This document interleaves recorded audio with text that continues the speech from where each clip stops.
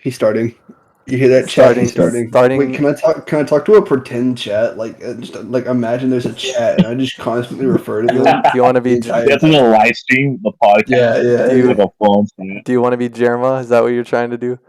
I'm not trying to. I don't want to be German. No, I can never be German, but German has a chat. Nobody. We don't have a chat. I just think it'd be funny if I was the schizophrenic one. Usually you hear that chat, and that's what Nico says, and then you're like, who are you referring to? And I'm like, he doesn't get it, chat. I just fucking go along with it. Yeah, we just gaslight Nico into believing there's a chat. I could do that for a couple hours for sure. A couple hours a week. Just I don't pretend know I'm how long the talking podcast. I could talk crazy. Yeah. All right. So welcome to some podcast thing that I started on a whim. And we're the ones indulging. And these are the ones indulging. My Wait, hold on. my Hold on, idea. let me speak. Oh, okay. Here's the other one. The one that doesn't matter as much. Wait, the one that doesn't matter as much? You. Why am I the one that doesn't matter as much? Because you're Liam. That's There you go. Perfect introduction. Perfect. Am I allowed to introduction. Now we swear? got your name in. Well, I don't fucking care. Okay, thank you. Because I already swore, and I just wanted to make sure that's cool. I guess we gotta wait for Eric to get back. Do we have to? We can start talking about the Pokemon and segue. Yeah, we can. Okay, alcohol is not on the topic board, but we can start with Pokemon. I think it should be on the top. I don't think so. Please? No. It's really funny. No. Can we talk about how I got locked out of my bedroom? Yeah, we can, if you want to bring that up. Okay, in that story, there is alcoholism involved. I don't care anymore. Just do it. Alright, cool. So I got locked out of my bedroom. It was a dark and stormy Thursday night. It wasn't that stormy. It wasn't really that stormy. It was very fucking cold though.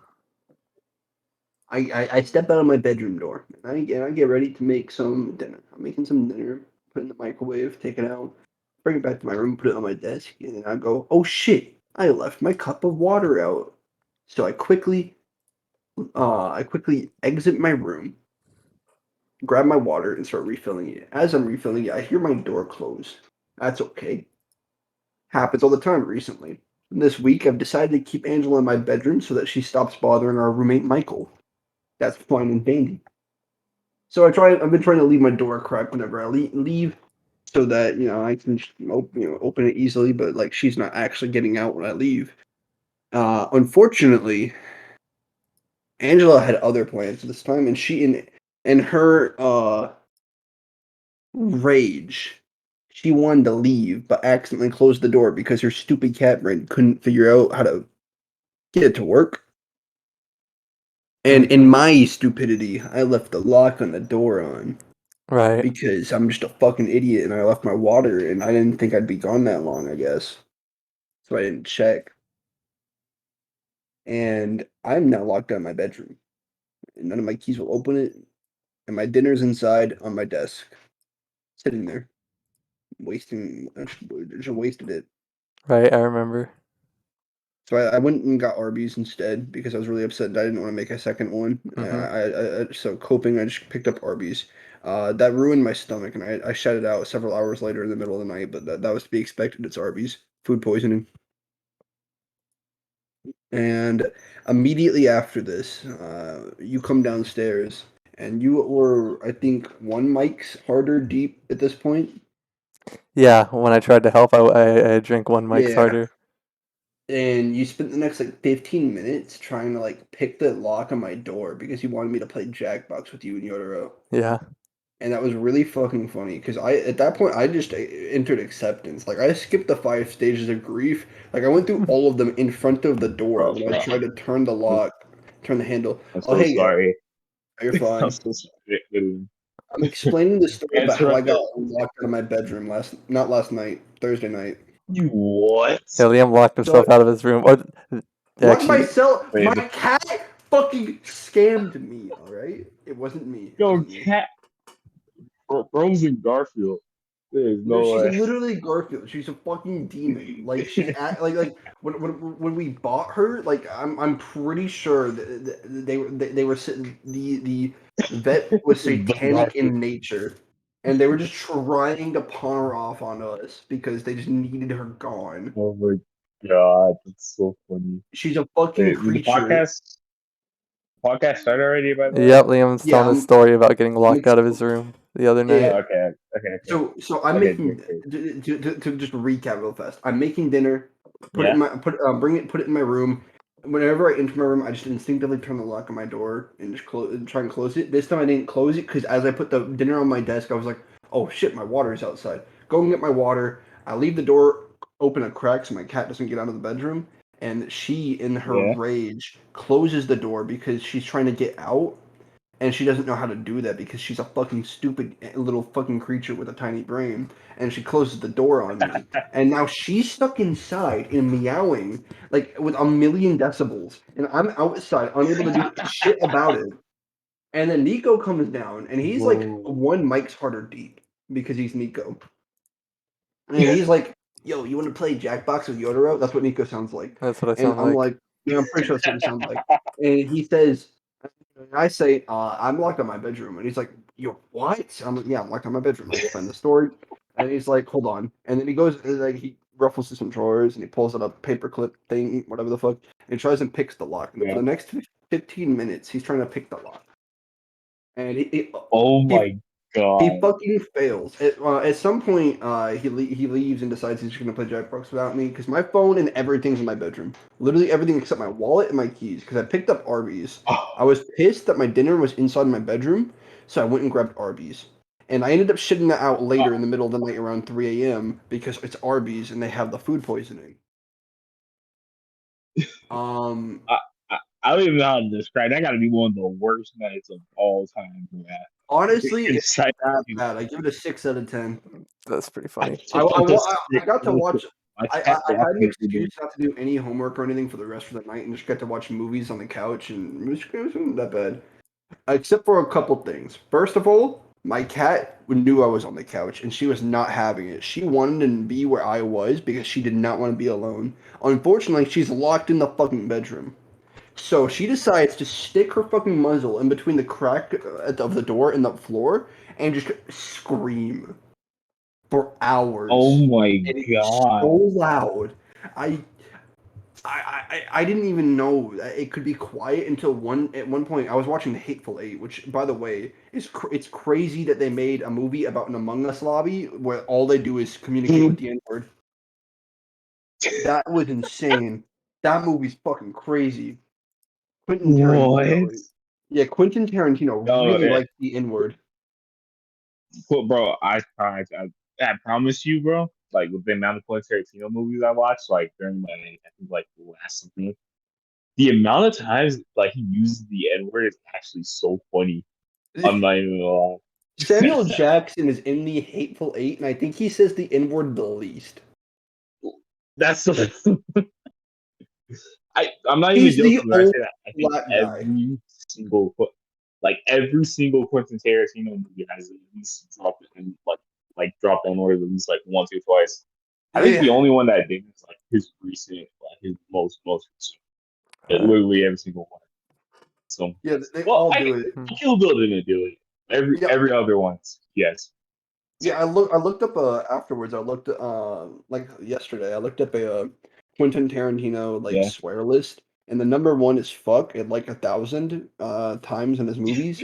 The number two was either ass or shit. I don't remember, but you know some other generic curse word. And number three was the N word Yeah. at like 215. God damn. Bro, he must really like black people, bro. Like, what the fuck? No, see that's the thing because It's so weird. in the Hateful Eight, Yeah. there's one black guy and it's Samuel Jackson, and he says it the least. I swear to God. I'm pretty sure he said it once or twice in the movie, and he was referring to himself because everyone else in the cabin referred to him as the N word, and it was so fucking funny. I was just like, he's really using this word. He's really laying it on thick that this is post Civil War. Okay. But yeah, anyways, Hateful Eight was just part of the night. Yeah, And it came down multiple times, and you were still it watching came it the down whole way through. Yeah, because it was a 3 hour long movie and you kept interrupting me, so I'd have to like back up a little bit. But it was fun because it was funny. Because the second time you came down, you tossed Mike's Harder #2 at me, and I caught it, and you said it's a present, and I said thank you. And then you got the you Yeah. dropped you tossed me can #1, and you got can Oh #2. This is yeah. important for later. This is important. Oh The yeah. this can will return. Like think of it like a Marvel an MCU movie. The end credits when it says so and so will return, like Thor will return. The can will return. So he does that, Um. and then Yeah. like an hour or so passes, and then he comes down, and Nico comes down, and I'm just chilling on the couch watching Hateful Eight.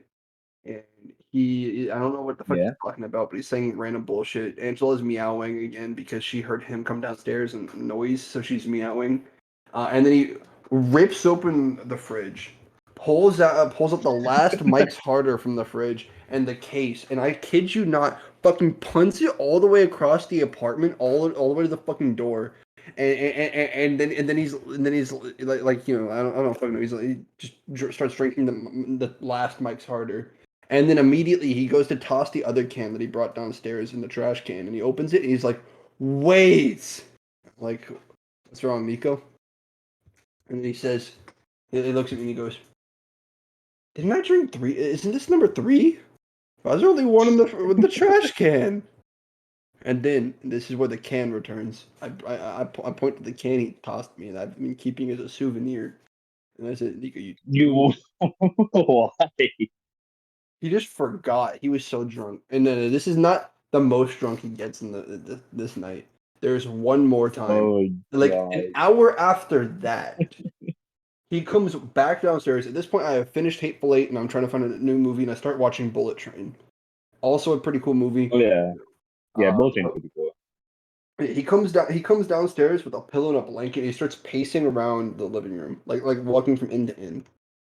And eventually he just Yeah. like drops all of his stuff and just drops where he's standing and gets on the ground and is like, "Is this dirty?" And I'm like, "Is what dirty?" He's like, "The floor." And that's fine. "Oh, it's cold as shit." And I was like, "Yeah, it is cold. It's fucking 50 degrees."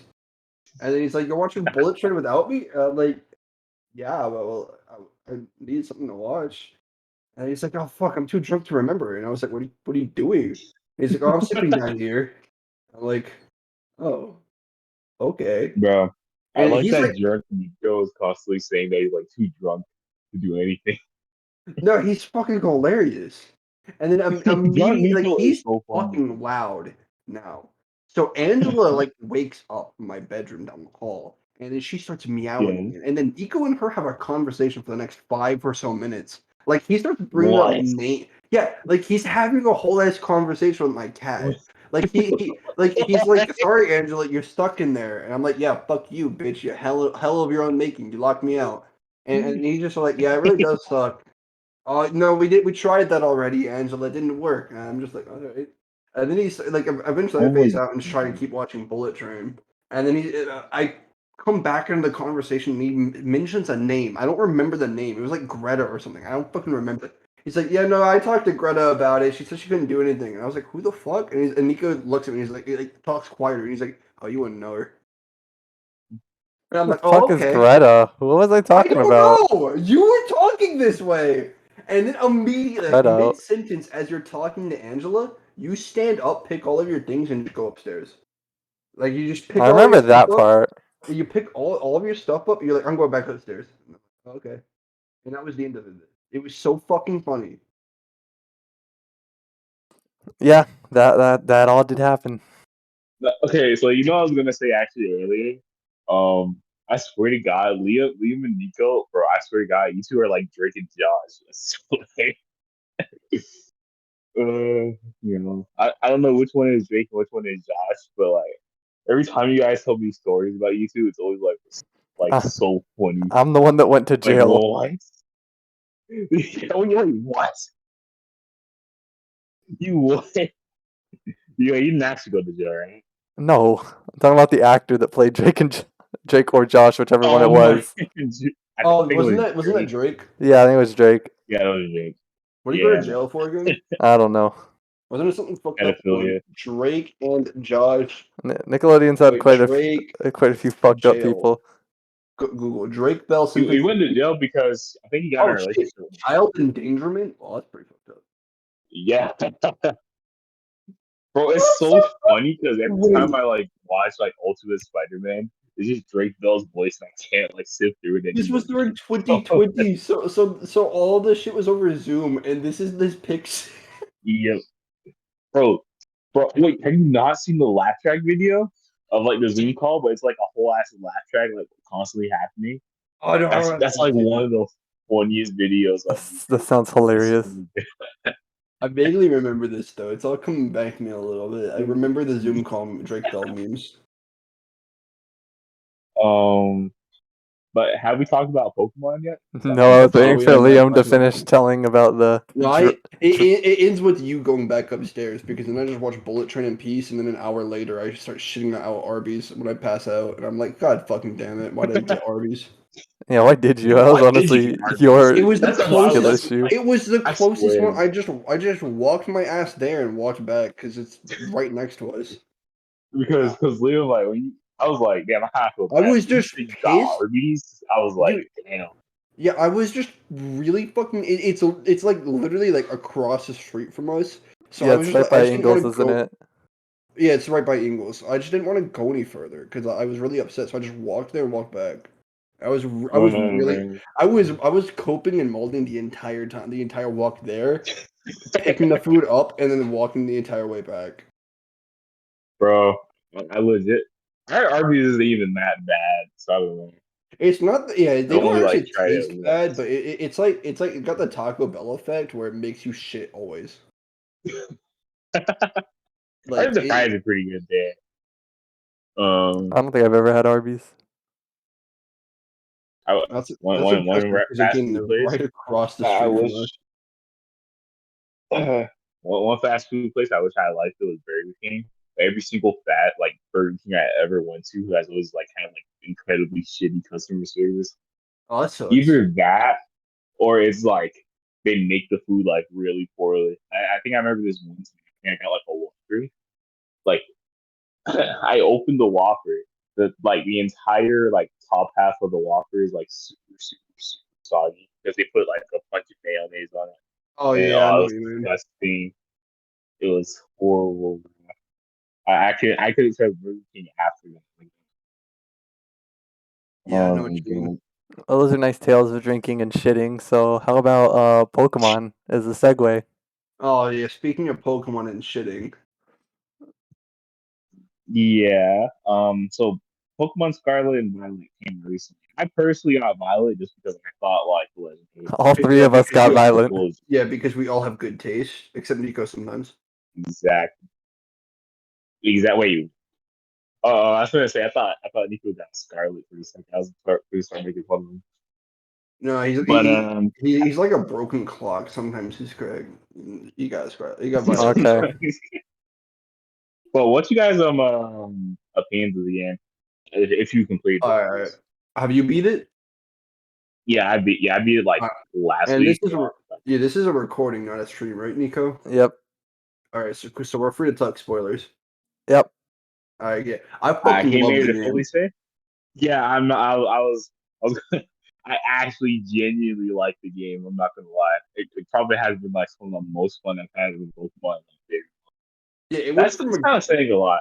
Yeah, it went from a game where I was just like, if when I first started, I was like, whatever, it's Pokemon. I'll probably get a good 20 hours out of it at least, and just go next. Yeah, It's whatever. I just gotta accept the fact that they're gonna shit out a game every year or so. And I was like, it's fine. And then like a couple hours in, I was like, all right, it's extremely buggy, but it's really fucking funny. So I'm gonna give this a shot. And then I got to Larry, and everything changed. That's when I was like, wait, this game's amazing. oh my god, Larry is one of the like he's literally like my top five now, like best like gym leaders. He's actually so good. Yeah, I I started doing really his like how gym he's. challenge. Yeah, I was I like, never even thought about it though. Like you got to think about it. It's literally a normal dude as a normal type gym leader. That's Yeah, actually genius. I never yeah, I even just thought have about that. normal salary, man. It's so fucking cool. I love this gym challenge too, because like it's like the first one in so long that it actually Oh man. makes you talk to the town and actually interact with things. And I was like, wait, this is so Yeah, cool. Normally in a Pokemon game, you could go the entire game, beat the Elite Four, and do everything, and never interact with this NPC to figure out that they sell you like ice cream here. Like you assume they do, but you just never bought it. But like you have to do it for exactly. Larry's gym, and it's so fucking cool. The funniest part is that the only game that's ever had that kind of encouragement, like for Pokemon to like talk to NPCs and like discover more stuff, is only like gold and silver. The main reason, because back then they wanted to they wanted to make like a more, I guess, traditional-ish kind of a JRPG. So Yeah, by they, doing that, like they were awesome paths in order like for you to talk to more NPCs about that. But they like removed that in Gen 3 because they thought it would be too hard. So they thought it was too hard. So then like it hasn't been like a thing ever since. Until against this game. The funniest part too is that Larry was like one of the last gym leaders I fought because I went like super out of order. yeah, So man, I looked up the level guide and I just went in that order.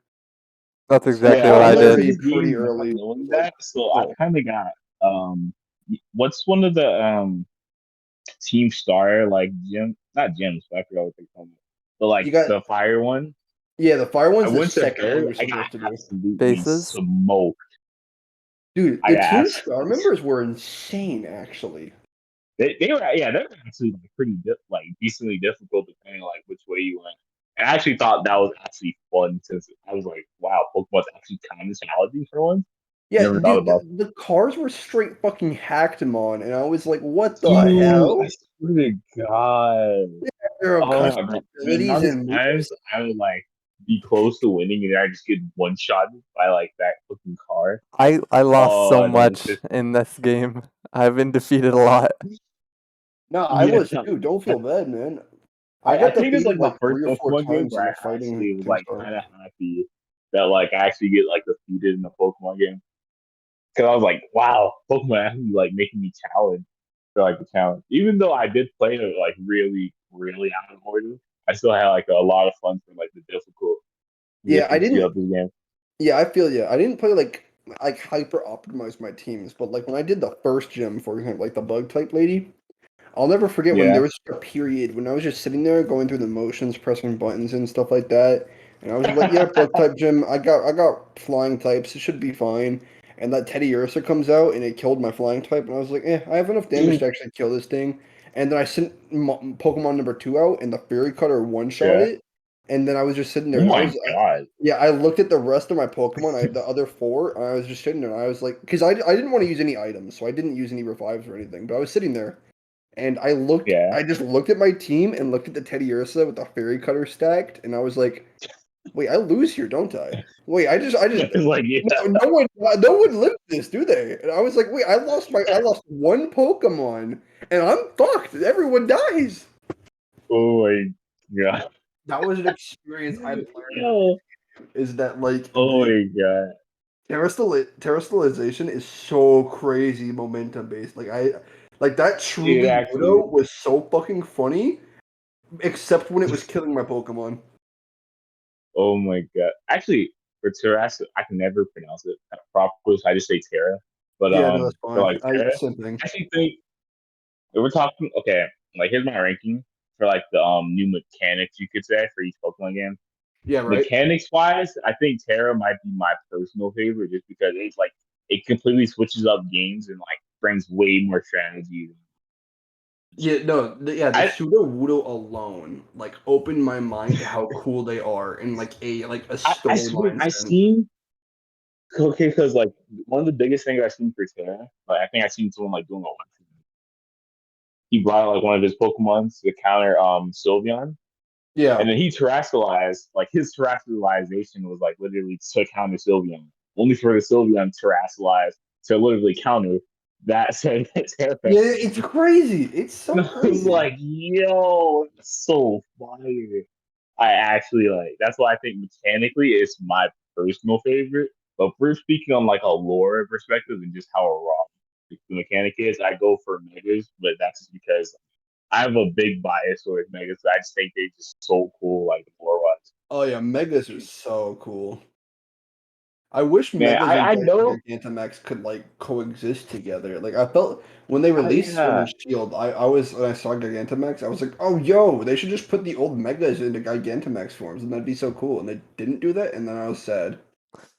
yeah, because Yeah. that would have been like super cool. I always thought like Gigantamax like was always like better in terms of like how balanced it is. I always thought it was better like that way. I feel like if they were able to combine the two, then that mechanic like was a whole. No. Because you know what's a mechanic I always genuinely forget? Z moves. I always forget that they exist. I was Z not a moves were big like the fan part of of the Z-Moves. Z-moves kind I'm of still suck. not. I don't like them that I much. literally always forget about them. I don't like out of like the main three, which is like Gigantamax, Terra, and Megas. I think nobody remembers that much.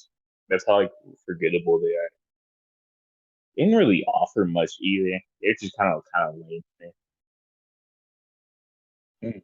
I feel like Terra kind of takes that kind of concept with Z moves where you only use it like once per battle, but like makes it way more cooler and adds like way more strategy to it instead of it just being like one big special power move.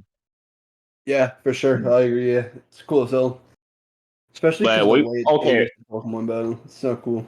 yeah, okay, but my question is like straight case. I have everyone beat Violet, right? I have Yep. not, but I know what happens Yeah, he anyways. knows It's what fine. happened. So Okay. So we gotta think of the story. I know Pokemon games don't really have a crazy main story. I actually thought the story for this game was kind of cool. Yeah, it Kind of sounds caught it cool. off I guard. haven't experienced it yet, but from what Liam yeah, told me, I'm like, that's cool. Those are cool twists. I like Lore it. wise, it I'm like genuinely might be one of the coolest Pokemon. yeah. Turo is the coolest professor of all time. Oh Like my holy shit. god, I like that bro! dude is like the in of professors. Like if in is the coolest rival, he's the in of the professors now. Oh man, it's so weird to me too. It's because like I never expected Pokemon to, I guess, quote unquote, go that dark with saying that like the professor actually died Yeah, and the that professor is that was one, answered the quick. bad guy, and two, dead.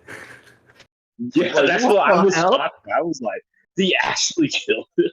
He actually killed the professor in the Pokemon game. That's what I was like shocked. Yeah, they I was did the like, Legends Arceus thing where they were like, yeah, I loved it in like Legends Arceus that for the first like hour of playtime, every NPC's like, yeah, the other day I got hit by a Pikachu and was bedridden for 3 months. I haven't beat And, that and shit game like either. that. That shit was so yeah, fucking bro, funny, and they were talking about how dangerous Pokemon were, right? and then Turo was like, "Yeah, I got killed. I'm dead." No, actually, off topic for a second. Nico, you gotta play Legend of Arceus. I literally gave you that He shiny lost his save. It's so sad. What? Yeah, he lost Oh, his. you did give me that shiny. I forgot. No. I gave you that shiny. No. Oh, Yeah. I made a bit of a blunder when I got my new Yeah, Switch. he when he got his new Switch, he sold his old Switch, but never uploaded the Legends Arceus save data. dude, I gave him like a shiny Turtwig. I was like, here you go, Nico. Oh, Yeah. what a shiny turd, dude! Like I Yeah. literally just gave it to him because I knew Turtwig was like a favorite Pokemon ever. So I was like, Yeah, yeah, you can have the shiny Turtwig. So I don't really want it. Right, I'm sorry, I No, forgot. no, no, I'm in distraught right now, Lord. that's a little fucked up, man. It's oh man. Bro, it was a shiny Turtwig too. Those are super random. Oh man, this can't be. This, if that were to happen, like if I were to ever do it, I would just actually just trade it back so that I could trade you it back. I And get your didn't new Switch. remember. I didn't remember was the problem. Oh Jesus man. for gore. But Violet, like despite like some of the glitches I've actually I ran into a glitch like 2 days ago where I terrestrialized like yeah, I terrestrialized one of my Pokemon and the camera didn't change, so it was just super weird. It was just constantly popping in and out. Oh, bro, that was such a weird glitch. I wish I ran into like a crazy glitch I see on Twitter. Those would have been like super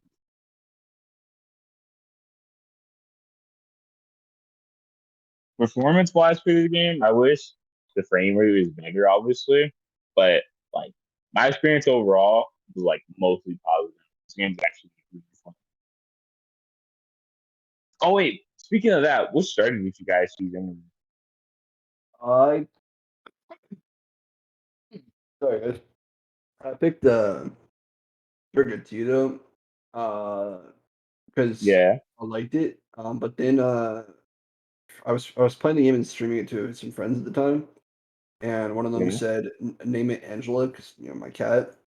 And I said maybe. I was like, I was gonna come up. See, I was gonna name it something stupid though, and then they're like, yeah, but if it's female, you should name it. And it's only like a 12.5% female chance, and it ended up being a female Sprigatito. So I was like, oh, okay, so I'm just naming it Angela. Bro, I was constantly resetting my game to get a female for the Tito. It never happened.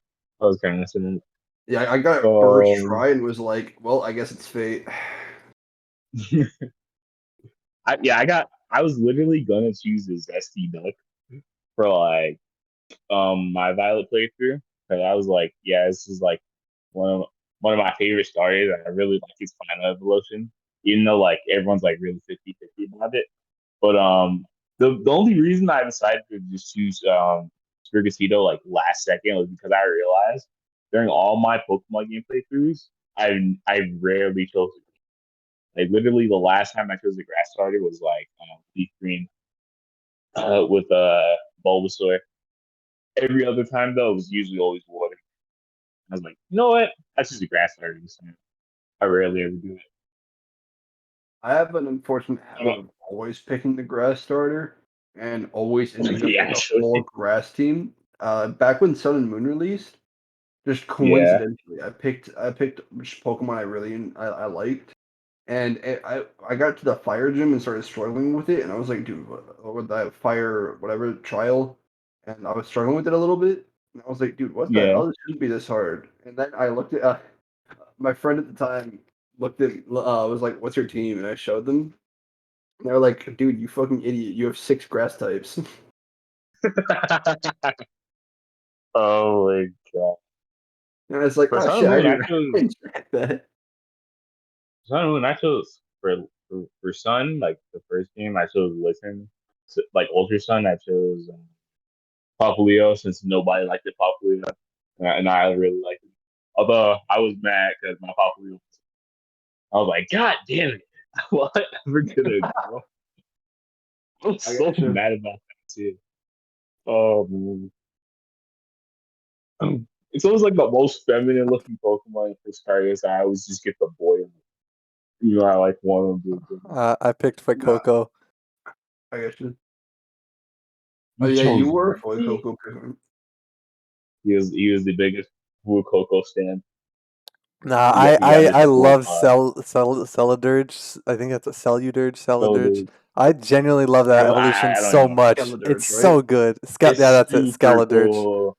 It's It's so cool as shit. cool. I Especially genuinely feel like I'm like the only like kind of person that really likes like really stuff. The Well, only like the only tier 3 I don't like third evolution I don't like is yeah, Quaxley. And it's not to say I hate it, but really it's just like, it's yeah, cool. Like yeah. That's Skeletor is respectable. cool as shit, and Meowscarada grew on me really hard. I really wanted Sprigatito to just remain a cat, but then I saw Meowscarada and I was like, if they have to be bipedal, this is a pretty cool way of doing it. I like this design. Yeah, it's a pretty cool. I didn't even think it was that bad. Yeah, I didn't either. You I was like, this is cool.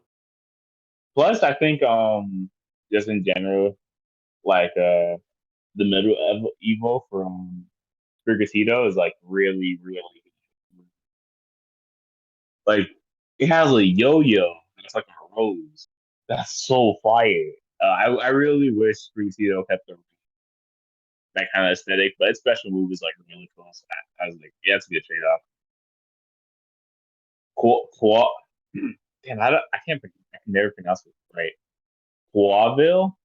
I I can't pronounce it, but at first when I first saw it, I was like, eh. And then like literally like 30 minutes later, I saw like its animation in the game. I was like, I fell in love. It's like this is actually really cool. I like that each starter for Paldea like represents like each part of Spain. It's cool shit. Brigatito represents like the the show performer. Um, Quaxley, like its final evil, it represents the dancers, Yep. and Yellow Dirge represents the singer, which is so fire. Wait, pun intended. Ah, it's so cool. I like how broken everyone in that game Spanish is. Yeah, Yeah, I got a friend that said that. I barely noticed the Spanish. I got a friend that said that Nimona talks like Dora the Explorer or something. She does. That was the first comparison I made to the Moya. Mm. Oh wait, sorry. No. Speaking of pneumonia, I said pneumonia. Nimona, what do you guys think of her? It's okay. Funny as fuck. I like middle She's ground. actually really funny. I I'm really not. like I her. don't think she's my favorite rival, like in a more modern Yeah, she'll never rival. be my favorite rival. I But think my favorite rival will always she's be funny. Silver, Yeah, and I then love like Silver. I love Blue. And I love I love In, and I Silver, I love love Blue, I love yeah. like Nico. I actually have a soft spot for Hop. I think Oh Hop yeah, is cool. actually I like him. We are Hop Lakers. I But actually yeah, really like him. yeah. Fuck Hop. I think the only like rival I don't even think I really like care about that much is Barry. I feel like Barry was always just kind of there in like Gen Uh, 4. I hated Hal. Wasn't a fan of Hal. Hal didn't really do anything at all. I always forget about Barry. Barry's a goat. Uh, Barry's a little bit forgettable, but he was like the first rival of his kind, so Yeah. I'm like whatever with it. He's the first funny one. Yeah.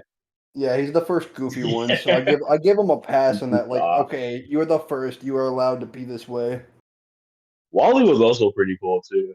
Wally was Yeah, cool as I shit. liked Wally a lot. Wally was Wally was Actually, I cool as saw so shit. something. I accurate. saw something cool recently in a YouTube comment. Let me find it real Yeah. quick. Wally got so much lore over time because you have the remake Wally, which is cool, and then you have the what they added to Wally with Pokemon Legends Arceus, his ancestor. That was Yeah, his answer. so cool. Like Wally, like the Legends Wallyverse Arceus? is expanding. Oh my god, bro. Legends Arceus was such a Yeah. cool Okay. So game. there's this quote Yeah. in I don't remember if it was the original. It was probably in, I don't know if it was in both games, remakes and originals, but apparently um I think after like you beat the game or something and you go back to Wally's parents, they're like, if you're looking for Wally, I'm afraid he's gone.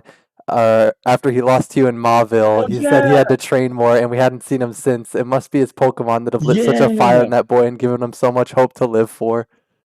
No, yeah, it's Yeah. literally yeah. Oh, bro, that actually was so fun. That's Oh never. fuck, dude, that reminds me of a completely separate thing. I knew I was gonna do this. I said I was gonna do this as a meme, but the Dragon Quest segue. I'm Yeah. forbidding it. Wait. I'm I cutting it got. I off. got. Mary Nimona. I think it's really funny that she's pretty much like the Goku of Pokemon.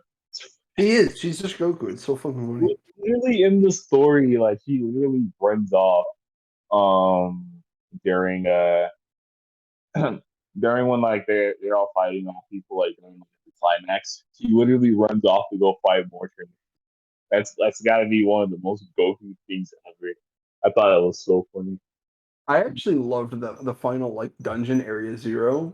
I loved it. That made Yeah, me like my appreciation of Nimona went from she's pretty funny to actually this character's kind of cool. Like the area yeah, 0 for Arvin, Nimona, and Penny was so good. it was I was surprised super good. they learned from the I hate to say it and give this praise because it's like the circle jerk thing to like shit on like Sony PlayStation games right now. But they learned from the Yeah, Sony PlayStation model of have the characters just follow behind you and talk and have subtitles and stuff. If it were voice acted, it'd be even better. But they're just talking in the background and just interacting with each other. and it was so cool to Yeah, actually it's get to so see them cool. like the characters bounce off each other. Like you learn about Arvin, and the fact that he never met his if did you read the books, by the way, in Area Zero? No, I have not yet, All but right, I do so plan to. there are books in Area Zero, and they go in further detail. Do you mind if I Yeah. mention them now, or do you want to check them out yourself? No, it's fine. You can mention them. All right. They explain that they confirm that Turo and Sada are Arvin's parents, and they explain that at the beginning of the game, the opposite professor, so whichever version you have Turo or Sada, the other one ends Mm. up leaving when Arvin is born. Like they dip out of the marriage and Oh. out of their lives completely. Like they just disappear when Arvin is born. And I was like, what? In a Pokemon game? Holy shit! And like Arvin would talk about like in that area zero, like that final bit at the end when you're walking in area zero with the three of them, and Arvin was talking about how he Yeah. didn't like meet his parents, and he never really got to meet Taro or Sada because they'd always be working and stuff. And the other parent you find out he never met. Like it was so sad. And then comparing Mm. it to Penny and Nimona, who are like all three of them are pretty like well off, like definitely on the rich side of things, but like Nimona and Penny, like Penny whose like parents are like too overbearing in her eyes, and Arvin's just like, man, I wish I got to have your parents. And then Nimona who gets to talk about hers. And if Nimona were any other rival in any other video game, like if she were in another Pokemon game, they would have never mentioned that anything about her parents. You'd have to go to their fucking house and talk to the parent, and then they'd be like, Like man, you Nimona literally sure is have to piece cool. together the lore. Yeah. You'd have to Oh like go no. and talk to the NPC father, who's like, "Man, Nimona sure is our daughter." Yup, and you have to, Yeah, and that's all bro. they'd say. But like, Nimona was talking about how she has an older sibling. I didn't even know that. I didn't fucking know that. Yeah, And I she has didn't an know, older bro. sibling, and that like the entire reason she's into Pokemon battles is because the older sibling is going to inherit the family business, and her parents basically just told Nimona to like, like she's the second child, so she doesn't get any attention and just gets to fuck off to her own thing. And And I was like, I'm yeah, I like was like, neglecting what a the Pokemon. fuck? Like I was like, this Pokemon game is crazy. I swear, 'cause it's so weird. Like bro, I feel like they haven't gone like this level of writing literally since like Gen 5. Yeah, I have no idea why Like, they were like, and now we will try. Like, we went Gen 6, 7, and 8, where 7 was pretty good, but like Gen 6 and 8 especially, where they were just like, yeah, we'll just fuck around and whatever happens, it's like happens. the And story's just there. You just gonna rebuild yeah. it, I guess.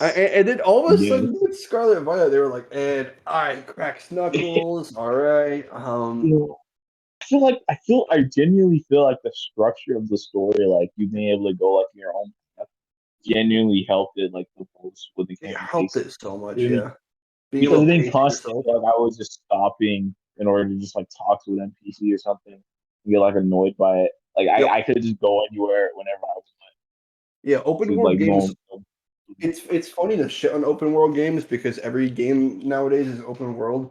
Again, much like it's the circle jerk to make fun of Sony PlayStation game design, but like it's effective for a reason. And open world games have the advantage of pacing themselves. Like the player gets to choose how to pace the game, and that helped Pokemon Exactly. so much. Being able to choose when the cutscenes happen, when they're gonna take place. Like, there's a reason everyone's least favorite part of Pokemon Scarlet and Violet is probably the first hour of the game where you're just in school watching cutscenes.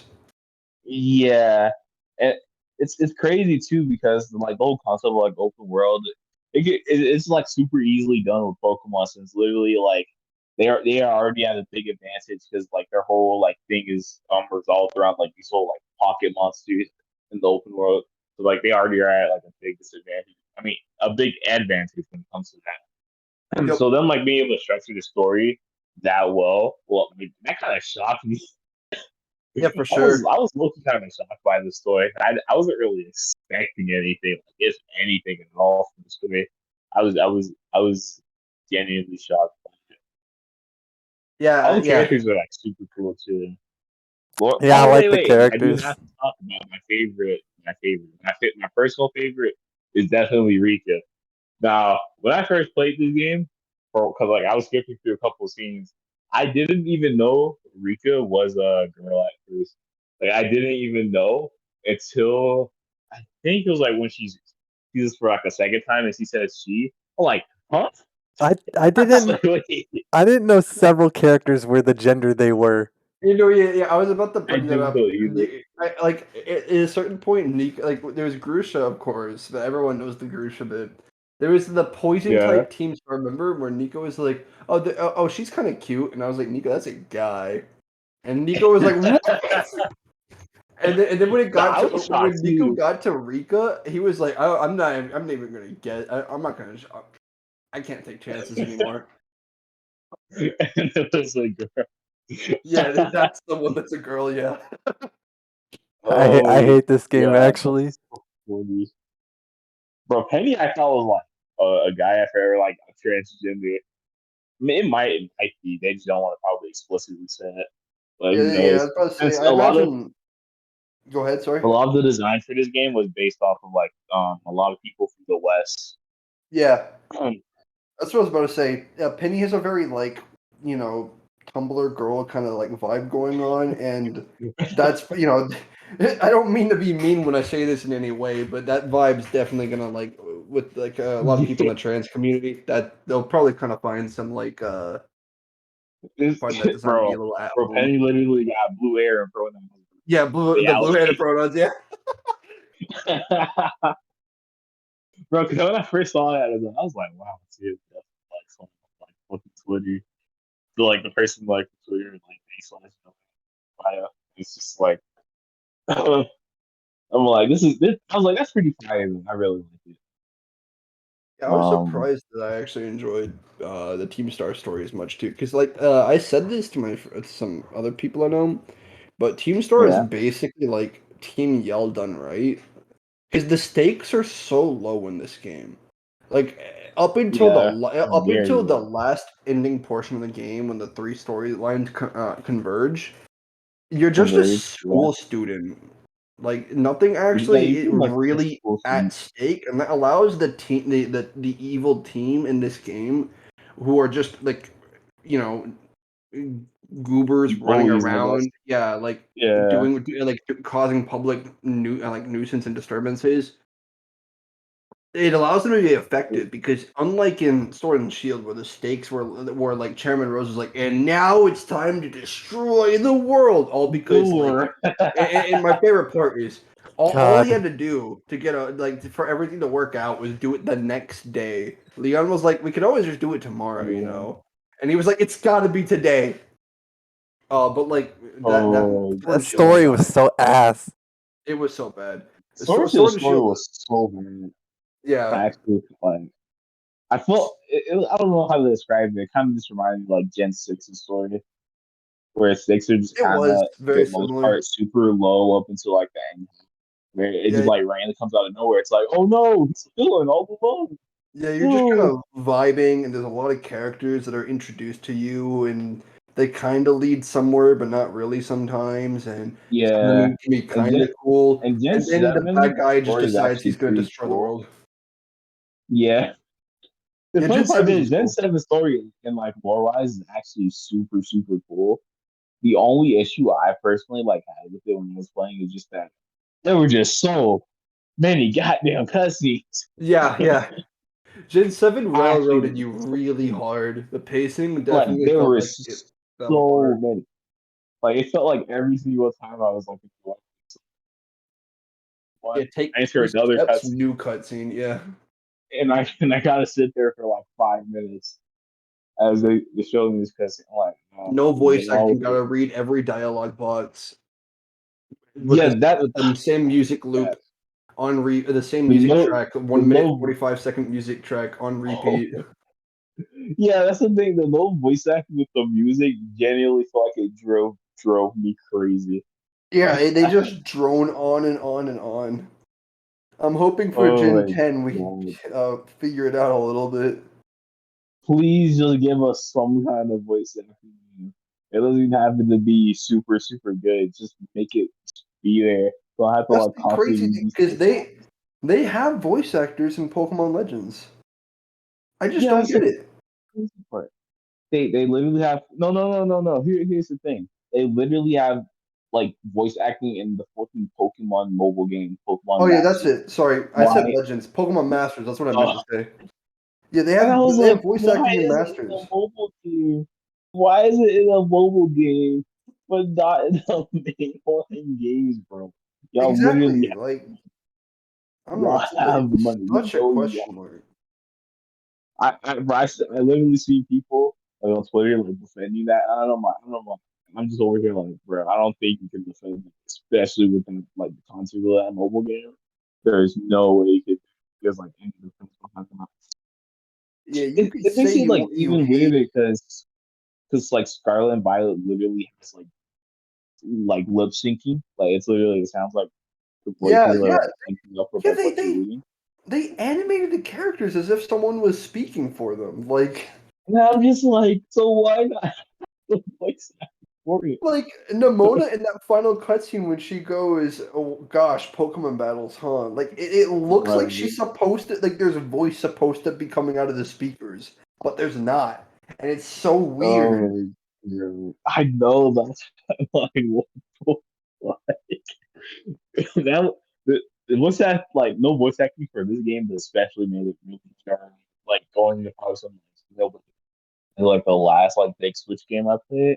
I went into this. I'm like, damn, I forgot Pokemon doesn't have any voice acting. Oh, that made it so jarring. Man. I genuinely pray that Game Freak just finally decides to add voice acting. At least the option to at least turn it off and on. I At want least have that. Game Freak to take more time on their games. That'd be nice And too. yeah, take more time on their games in general. For Game Freak's first, I guess, full attempt at making like an open world game, they didn't do as bad as I thought. But I definitely think like they could definitely like have more. They literally dropped 3 Like, Pokemon games in the last 12 months. Like, could they yeah, not and I'm have like, spread any of those dude, out? dude. I know Legends of Arceus was like being developed for a while, but I had no for the fact that Violet, Scarlet and Violet have had some kind of like insane level of crunch. Like I don't even think it really matters all that much how many like people are actually working on said game if people barely have time to actually develop said game Yeah, because of like time restraints. I'll never forget how jarring it was. Like when Pokemon Legends Arceus dropped and everyone was playing it and shit, and then the Yeah, Nintendo Direct came out like a couple weeks or a month or so after, and everyone it was like, literally, "Oh, no, we're literally so a month excited for after the Legends Legends Arceus Arceus dropped. DLC." And they're like, "Nope, actually, new game coming out this year." And And we everyone's like, still "What?" don't I was have a like, huh? new mystery dungeon.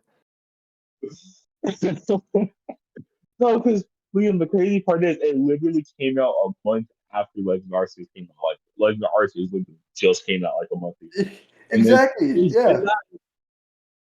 when I saw that didn't I got announced, I literally got so confused. I was like, what? Already? We just what? I was so I was like, already, bro? Could y'all at least like take like a like maybe a year break from Pokemon to at least like Yeah, develop it? like, oh, this is a little fast, my guy. And then they said they coming out this year. I'm like, oh my goodness, we are not making that. Um, no one actually like see why the full game was probably very bad because crunch in Japan is a very common thing for games. So I could see probably why that there's a lot of this for them. It doesn't even matter like how big like how many people are actually working on said game because again, if like they don't have any time to actually develop said game, then you're gonna get like a subpar product overall, especially when it comes to like performance. Sure, yeah. Um, gee, well, yeah, those are my those are my opinions on Pokemon Scarlet Violet over. Actually, I made a tier list a while ago. It might be a bit higher. My opinion Let is me that see my it's bad because I can't mash A to win, and I have to think now. yeah, That's why it's yeah, bad. That's why it's bad. Okay. Okay. Yeah. so I it's guess. the worst. I haven't even beat any of the endgame objectives yet because I've had to grind. I'm trying to get EXP candies from raids, but I only get like I don't have 5 stars yet. I'm only finding 4 stars. So I Yeah, gotta I would do. Easily I Brilliant didn't Diamond beat. Shining Pearl based. Oh my god, those games. Yeah, those don't I tried remind me to about them. I literally I feel so disappointed by It them too. hurts I my genuinely soul. thought Omega Ruby and Alpha Sapphire was like such a good like example of how to make like a good like remixing like everything of the original games while doing its own thing. I thought that was like a perfect example. And Brilliant Diamond and Shining Pearl said, "Nope, we're going all faithful." And it You wasn't. wanted Yeah. some stuff from Platinum? Nope. We ain't gonna do that. It's gonna be fully faithful. They turned it over to I'm like, another team studio, and I don't know if that was for the best. Yeah, this is a yeah, really good tier list. Actually, I think I agree with this. Almost like almost yeah. all of it. This I swear, this year's gonna be like maybe like 20, like full on 20 or 30 minutes of thinking. So I really, really have to think everything through. Um, Whoa, I would have put the remakes below original Diamond and Pearl. they're probably yeah. I feel like they probably are like slightly better than The quality, from even like if when I they're the first heard. even if Yeah, they're because the like when same I first heard, they're games, definitely like better than the originals. yeah, Just over like there's a bunch of stuff like quality of life features, which is it's why if I didn't like put them there, then I probably would like put them like maybe C. Wait, not C, D at best. Yeah, I probably just put them there I can't believe we were because I robbed really feel this. like y'all really were. Oh, that's so. That's, at the same time, y'all got Legend Arceus, Yeah, so that's also it was a Sinnoh good trade content off. technically. So Yeah, it was a good trade off. But damn, I really feel bad. I was like Nika. I feel like I'd be like Nika. I was like genuinely excited for the Gen 4. There's like so many cool things they could do, especially since like Gen 4 has like some of the coolest lore in a Pokemon game to me. So I was super excited. And then it's wasted potential. I didn't even get Defender Sword and Shield fully, mostly just because of time restraints. That and I kind of got really bored with the game. Like nothing was really that's interesting. fair. I did get to the end game though, so maybe I'll go back just to finish it. I finished it Just just the end game. That's it. I finished it just because it was really effortless. It didn't take a lot for me to finish Yeah, it. that's probably why I got like super bored. I'm like, bro, there's nothing. There's gonna be some type of challenge. I like the music. That's Um, how I kept going. I was jamming out while I played. That's what fueled yeah, me. bro. Because I felt like after playing Sword and Shield, I was just like, do I even like Pokemon anymore? And after I played Legend Arceus, Yeah, Legend of Zelda is good. I'm I'm still tired. salty. That's the only game out of all the game saves I lost. That's the one I'm most upset about. But I guess someday in the future I can revisit it. Probably not anytime soon though. Especially a shiny Turtwig. Yeah, Especially that shiny Turtwig. that I'm hurts. more upset about that. Yeah, I know that won't even hurt. That probably stings, bro. Ah, bro. it is what it is. Um, yeah, it is. It is. The only reason Scarlet and Violet's not nice, literally the only thing held that like game back for me was probably just the performance. If the performance was probably like decent or at least run at closely I consistent like for the FPS and how it was just that like game was not although ready. over time, yeah, because I feel like over time it probably adjusts to like putting me up there in S. But for now, like my opinion is still kind of like it's there. Overall, I guess Scarlet and Violet. Wait, what you guys rated actually? I haven't Scarlet finished it, Violet. so I can't say. I feel like this is pretty strong, but I feel like this is pretty strong in all honesty. Yeah, But it's the truth of my opinions on the matter. Give him an 8. yeah, I'm feeling like an 8 or a 9. Yeah. Overall, I genuinely had like really fun with it. Definitely didn't feel like I didn't waste any money on that year. Absolutely, they're definitely one of my favorite games of the year. Actually, let me Of check. yeah, What this year. Yeah, they're in my top. My personal favorite game this year was Xenoblade, but that's because I'm nice. Yeah, they're my Um, they're my top 5 releases of the year actually. Scarlet and Violet. so Goes. I was just doing the post game this morning, trying to do all the trades. It took me like 3 hours, I think. Yeah. Damn, nobody want to play fucking Scarlet and get me the Pokemon. I swear And no to God, one plays. No one wants to be trapped with orange pants. no, no, bro, those orange pants look so ugly. I don't know why. Probably the stripes thing. I really don't like. It's describing the stripes. Yeah. Oh, if the stripes weren't there, I probably would have thought it was cool. But it was worth it though, because I got a what the hell is his name? Koridon? Yeah, Koridon. Koridon's super sick. Well, I guess that's all the Pokemon talk. Yeah, pretty So what else much. would you segue to? We can segue into other video games. I was gonna say my top 5 of the year of games that released Yeah. this year go so far. I was about actually going Mhm. to start Elden Ring tonight because I never did. Play through Yeah. that. But I started Tri- ordering menus. Lame. Triangle Strategy, Live Alive, and Xenoblade Chronicles 3 are all 9 out of 10s this year for me. Let's go. I'll take it. I'll take it. And then after that, fourth and fifth place go to Violet and Pokemon Legends Arceus, both at an 8. Oh yeah, Legend Let's of Arceus was go. the shit. I wish I finished that now because now I'm only gonna play 2 Oh wait, games was this Legend year. Arceus actually this year? It doesn't even feel like it That's because what, of how like yeah, that far was I've the had gimmick. They were like January, February literally. this year, and then they Ah, dropped a new Jin in the same year. It's so crazy. I feel so jar. I genuinely thought like Scarlet and Violet came out like November or December.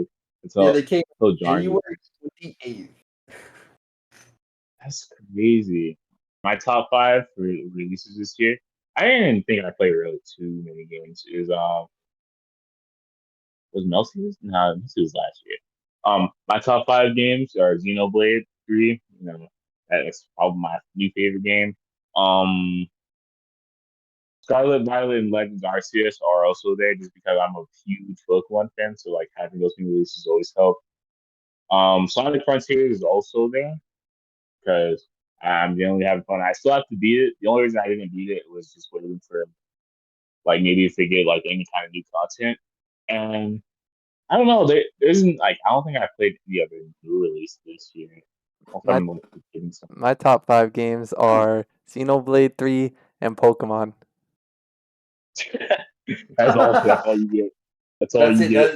Those are the games this year. That's all the games I played this year. I don't That's have all you get. Ragnarok yet, but when I get Oh Ragnarok, yeah, it'll become number and 1. then oh my I god. still need to Okay, beat okay. Bayonetta This 3. was I haven't bought it yet, but I intend to buy it in a couple weeks. I heard the story's shit. this is a hard I've one. heard I have that to too. choose between Bayonetta 3 or the new TMNT game that came to see. Ah, shit. Actually, I'll slightly give it to TMNT just because like playing that with friends was genuinely one of my favorite video game experiences this year. Like we played through the entire game. And that was so fun. Um, I'll never get that experience. But yeah, those are definitely my top five for this year. Bale 3 unfortunately goes in six. Actually, since I'm a Vale fan, I'm just briefly discuss this game. Like gameplay wise, definitely probably the best game there. Story wise, it was like conceptually, it was pretty cool. It was super like consistent for like 75%, and then those final two chapters really just said nope, and it was kind of fun. Oh, And that that's ending is funny. still pretty stupid. I don't really. I'm still pretty mixed on the ending, but overall, it was a decent game. I'm excited to play That it. met my expectations. I have a lot Yeah. of games I want to try and beat this month so I can confidently say like my favorite game this year. I Yeah. expect I'm gonna really enjoy Elden Ring. Unfortunately, and I have to obviously beat God of War PS4 first and Sure beat fucking do. to play Mhm. Ragnarok, but I still I actually, yeah, I assume I'm still gonna enjoy need that. those two. But unfortunately, Crisis Core comes out December, so that's gonna Low. go. That's December games go into the 2023 game of the year slate. I I All of my games I'm playing are coming at Christmas, so I'm gonna have to wait a good bit. Yeah, same. I got to play the Um, games I haven't bought, like Bayo 3, for instance. I'll have to wait for until around Christmas. And Harvestella. I want to play Harvestella. My Christmas games just all yeah. my Christmas list is just all games that have already come out or games that are pre-orders. I played a lot of releases this year. I played Fire Emblem Warriors 3 Hopes. I fucking hated it. Uh, I played Valkyrie Elysium released this year. That was all right. Um, Actually, yeah. Keep going. I I'll played talk about this later. Diofield Chronicle. That game surprised me. I wish it wasn't a shitty. I wish. Okay, Square Enix did this thing this year where they released like a dozen, literally like 12 games from September to September this year. Marketed none of them, and instead were like, "Hey guys, we're playing Forspoken. It releases in January." And I was like, "No, are you kidding me?" Yeah, Hard. They, that's they honestly a released Square moment. They released Harvestella, the Um, Tactics Ogre remake. They released Valkyrie Elysium. They released it Field Chronicle. They released like so many games. Like Dragon Quest is getting a game. Crisis Core is like Yep. Final Fantasy VII is getting a game. Both in the same month, Jesus Christ. and you didn't hear shit from them. They're just like, yeah, Forspoken's cool. You like it when the girl says MCU dialogue. It's like, not Dude, really. I love when the girl said, "This is my Forspoken," and then she unleashed her Forspoken all over the place. It's so sad. They had They Square barely Enix like advertise it too. It feels like they only like do it with, like maybe like a tweet or two. And that's all you get. It's insane. It's crazy. Like Uh, Square Enix released so many games this year. Like Live Alive was insane. Triangle Strategy was insane. Um, I heard Live oh, Alive is pretty really good. yeah, Live Alive is my personal game of the year. That remake is cemented I heard it was number one for super me. good. And then after I that, actually it's do. probably Xenoblade 3, followed by Triangle Strategy in that Yes. order. Yeah. That's probably the order I'd go after that, and then probably Violet, Arceus, and then Strangers of Paradise. Final Damn, Fantasy. you guys are Wait, that's gamers. also like I played Strangers of Paradise this year. That's right. I forgot about that. I did beat that. That Bullshit. game also. So I thought that game was What? gonna be dog shit. I enjoyed it only because one Final Fantasy game, two the protagonist was listening to new metal in the trailer, and that was so fucking funny. I was like, holy shit, he's Bullshit. literally. You I was like, fucking he's lost me. literally me. And I played through the entire game, and I was like, yeah, this game is cool. And then I got to the ending, and I was like, holy shit, I'm fucking crying. For yeah, that definitely was the one lead from thinking it'd probably be kind of funny bad to damn I'm crying. And I'm currently playing Go on here. through. Oh yeah, another Square Enix. What the fuck? I hate this company. Star Ocean. I'm playing through Star Ocean 6 right Oh now. yeah, sir. I can't believe they were, Damn, dude. Like literally, my entire list of video games I played are like Square Enix, and then like two Pokemon games, and then Xenoblade. I'm so Square angry. Enix. Bro, what games? You know, bro is a Square Enix consumer. Bro. I am a Square Yeah, Enix that consumer. company This got a hold. company hates me. They decided to That market none company of got their these. ass on you. They marketed Stranger of And Paradise because it's a Final Fantasy game, and then and then now it's on the Forspoken afterwards. No, nothing else matters. Not even Crisis Core um, apparently. Like, hello, I haven't seen shit about this. It's gotten a couple It trailers. Got one the other day. it Got a has gotten launch a couple of trailer. trailers. No, you're right. You're right. It has gotten a couple of trailers, but like I don't know. It's just like in comparison, it just doesn't feel like it's getting anything. To Forspoken, that's you Square know. Enix for And you. like last year, this time Stranger of Paradise had felt like it had so much. Like remember, we had a whole playable demo for Stranger of Paradise last year this Yep. time, and it was like it dominated the internet. And Crisis Core releases in like 2 weeks, and it hasn't gotten anything. It's like what? How? Yeah, that's. I feel like that's just how Square Enix like usually likes to market shit. It's usually just like a lot of this, a lot of the like I guess important games for some of the fans that come out this year. They get like the bare minimum of advertisement, while the bigger games that they want to advertise for their mainstream audiences are gonna get like the absolute most amount of marketing. But that kind of sucks for some cases. Yeah, like Neo and Neo Tui. That I was sucks. gonna say that Neo will always that be game the best example of they how they that single-handedly shit got no marketing. they single-handedly ensured that we will never get another Tweeby game. Dude, they literally shadow dropped the PC version a day before First of all it came to PC, bro. That's how bad it is. That's how bad it is. We will never get another The World Ends With You. Yeah, the Square Enix CEO right now is like super cringe about it too. Like he went out on record and was like, "Yeah, our RPG catalog never sells well, so and I just think it's doomed to fail. So I'm trying to move away from that, and that's why we're focusing on Forspoken." And it's like, there's something. Uh, It sounds like this is like a self-fulfilling prophecy here, Sir, Mr. CEO. Sounds like like your intention, like the reason it they're not makes it selling well even is partly on like you. the thing that makes it even fucking worse is that RPGs are the main fucking thing that made the fucking popular. Yeah, they're Like that's what they're known Final for. Fantasy, Dragon Quest, bro. Like what? That's some stupid logic. I hate it Mm. so much.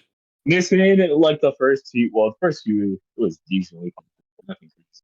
But it's saying that like, well, we're just gonna completely kill off any of our other popular JRPG. They probably won't sell. Final Fantasy, that was yeah. Forspoken, that sound like it'll be for mainstream audiences. Let's sell it. And that sucks, man. That really TV fans are dying in the dumpster. Yeah, and that's sad because Play, Neo 2 is like one of my probably the best RPGs I've ever played too. That game was like basically yeah. perfect in every way. Man. God, I don't know. I just randomly thought about like because when you said Xenoblade 3, I thought about that. Like, those couple tweets I see, where it's just like, man, Game 3 sucks at their open world. Now, if Monolith was on it, I was like, oh my fucking god. Yeah, Monolith had Oh, 5 fucking years to work on Xenoblade 3. yeah, and they have their full development team too, with no crunch time, since Nintendo's always like kind of just let them do it. That and Xenoblade 3 is more open area rather than open, like full on open world Yeah, compared to Pokemon. you still have to unlock Now, areas. I wouldn't be I would be fine with Monolith probably doing open world. But I would never ever trust them with balancing because their balancing always kind of sucks.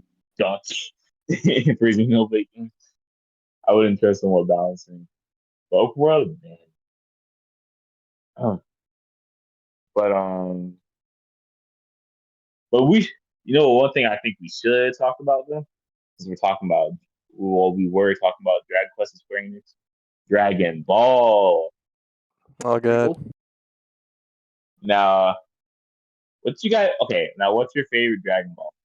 Go. My favorite Dragon Ball. Yeah, which one of the Yes, seven? your favorite Dragon Ball. I like Your number favorite 3. Dragon. I mean, no.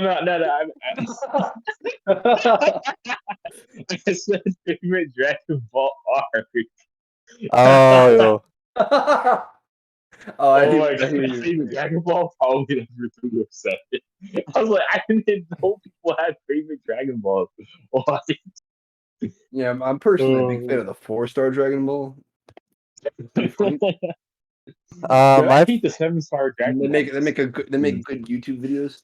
I kind of I think my favorite arc's probably the Boo arc. Yeah. Yeah. What about you, Liam? Ooh, Bulwark's a good choice. Because I'm kind of a Mine's fan of Dragon Ball, so I'm yeah. mine's probably gotta go to Stell Arc. Yeah, I'm Hot take, I maybe know. not most. Wait, that's a hot take. No, that's what I was. No, that's the joke. Like, Yeah, it's sarcastic. yeah, Because it's technically Android slash Cell, since we already know how like the whole story, like what Toriyama's gonna do, like constantly changing it. yeah. Yeah, Speaking of Toriyama is really one of like the only examples where he's literally just making shit up as he goes, and it actually fucking works. I think that's really funny. He's literally like making up everything because of his editors, and like somehow he stuck the landing with like the cell saga. Damn, that's some really good improv. But I've always liked it like the Cell Saga. Not only just because Trunks, because that's my favorite Dragon Ball character. But I also found Gohan's like transformation to be really cool. Actually, one thing I also have a question for you too about Dragon Ball. Do you guys like the sub or the dub part? Or do you just kind of like both? Wait, do you have like a preference or anything? I I'm prefer a the big dub fan. I Mm-hmm. prefer the What sub. about you, Nick? I like both, but I think I personally like because initially I liked the dub like a lot, but I think like over the years as I watched like Dragon Ball more, I kind of like grew to like the sub a lot. Yeah, I same. know I know a lot of dub fans really hate Grandma Good, but I love Grandma Good. What'd you say? Sorry, I had to take care of something real quick. I said that I feel like like I used to be a super big dub fan of like Dragon Ball. When I Yeah, first heard sub for Dragon Ball, I hated it. But I feel like over the years, as I go on rewatches of Dragon Ball like in sub, I genuinely like grew to liked it more. That and for sure. I actually I agree even with grown that. to like just love Masako Nozawa. Like, I just love her Goku because I've always said this. Like I think I said this to Nico before. I think Sean Schemmel, when it comes to like a more serious slash like angry Goku, I think he does a better performance. But if we're talking about like a more casual Goku, who's like more lighthearted and out there, I always thought she did it like she always was good at that performance. Like I feel like to each their own for both of those like vocal performances. Sean was really good at a serious Goku, while Nozawa was always good at so it all just like came down to preference for me. Yeah, That was pretty cool. much. I also prefer. Well, I mean, this doesn't really have to do with the voices, but the yeah. soundtrack for Dragon Ball Z Oh um, my god, the is sub? completely Oh, the different soundtrack in is both so good. the original Japanese version and English version, and the sub version is just better. The JP version is just better. Especially especially if you watch for like the Blue Arc. There's just a lot of like iconic soundtracks, even though there's like a whole playlism thing. A lot of those sounds, like a lot of that like soundtrack in the moment of the scene. Like, bro, I watched Super Saiyan 3 like Goku, like in sub. I heard the soundtrack for the first time for Z, and I was like, oh my gosh, this is so way different than the fucking dub. Like the dub is like all super epic and shit. And like sub, it just sounds like super mysterious and like kind of scary. Yeah. I'm like, bro, that's so cool. I don't know what it was in the JP version, but I know it was different because in the Cooler movie, when Yeah. Goku goes Super Saiyan, I know it was absolutely. I don't know what the sub song was at all, but in the dub version for the Cooler movie, when Goku goes Super Saiyan, it starts playing Revelation by American Pearl, and I was like, "What the fuck is this song?" But Actually, so I've seen like it's none so of the Z movies. That's so fucking funny. It went oh hard, have but you I not was like, I was bro. not expecting it. It was funny when I first heard it, but I was like, "Man, this fits." Okay, do you know the reason why they did that movie? A what? Because of the Dragon Ball AMD scene during that time, even though it was like the early days of the internet. Because it was like early 2000s. So the internet was definitely around that time. But during that time, like AMDs, especially like rock AMDs with like Linkin Park and shit, was like super popular. So they was like, why don't we just do that for one of our movies? And that's how that happened. That's so funny, bro. Because every time I look back, I'm like, yeah. Maybe. But what about you, Liam, with Dragon Ball Z? Um, what about me in terms of Dragon Ball? Just general Dragon Ball opinions. Yeah, it's like general Dragon Ball. Isn't like Were main. were you gonna say something about the Cell arc being your favorite? Yeah. Yeah, Android 16 speech to Gohan is still one of my favorite True, anime true, moments. true. Period. So good. Those, bro, that whole scene in sub is so fucking It's the lit. subversion so because the Soundtrack, soundtrack carries it to soundtrack. like heaven and Oh back. my I agree god. with you, although I love the dubs. Uh, I wait. Which Mission dub we Impossible. talking about? Is it Kai or is he? I didn't see Kai. I watched Okay. normal Because SZ. I feel like I was. I don't even. This is kind of a hot take. I don't know because I feel like this is definitely a hot take now over the years. But I've always kind of liked it. Gohan's like young voice for Z rather than Kai. I Not that agree. his Kai voice is Not that bad, I've but seen I feel Kai. like the raspiness of his voice like made it a lot better for me. Yeah, I agree. I didn't see Kai, so I can't necessarily say I think it's bad, but like I really Yeah, everything I did when I watched Z, I liked just about everything that was going on there, except obvious elephant in the room. Not a big fan of the fact the that sometimes fights would take 15 episodes. that would be stressful. Yeah, That would yeah, be like stressful for me to watch when I was younger. I was just like, damn, can this shit end already? Like I was yeah. wasting my time. Um, I joined the Dragon Ball and anime train as a whole very late. I watched Dragon Ball in high school. Uh, oh, really? yeah, so I watched it very late, Yeah, but I watched it and it was really awesome. But like I didn't have a lot of time to like. Well, I did and didn't. High school, so I had a lot of free time to just sit down and watch random shit throughout the day. But yeah. also, like, I couldn't just like binge 300 episode or however many it was of an anime insanely fast. So it took me like a month or two, but of just consistently watching it in my free time. And the long fights would annoy me, but besides that, I loved just about everything. I watched original Dragon Ball and I watched Z, and I loved just about the entire experience. At first, original Uh, Dragon Ball, I didn't hate, but it didn't yeah, like catch on to me until I got invested into Goku's journey.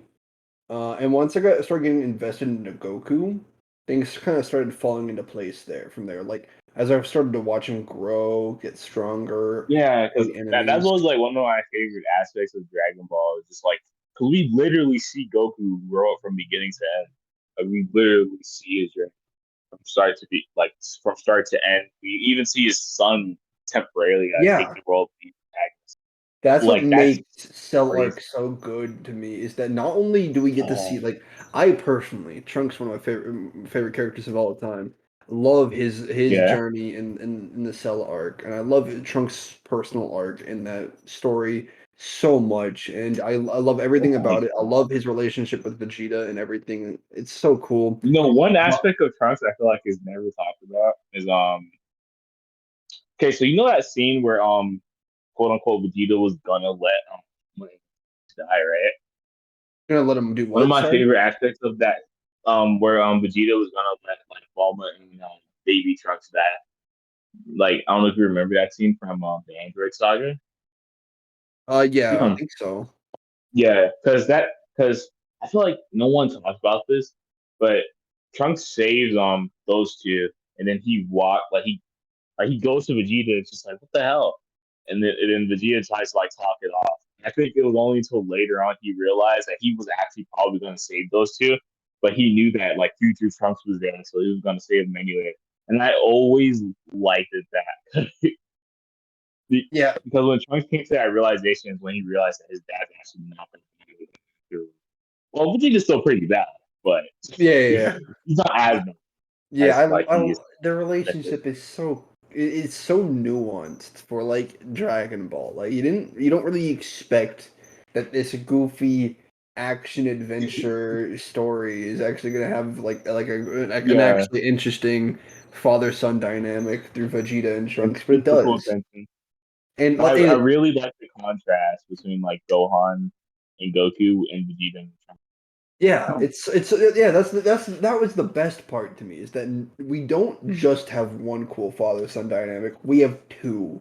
Goku, the guy we've been with since the first fucking episode of Dragon Ball, has a kid, and Exactly. this kid Yeah. is he's getting the torch pass of a lifetime. Like he's getting this Oh, it's fucking so this cool. speech from this dying android next to him, and it's so cool. It is the That's coolest thing why on the I planet. feel like no matter how many pieces of fiction I watch, or maybe how many pieces of fiction I love, I feel like Dragon Ball will always kind of hold a special place in my heart.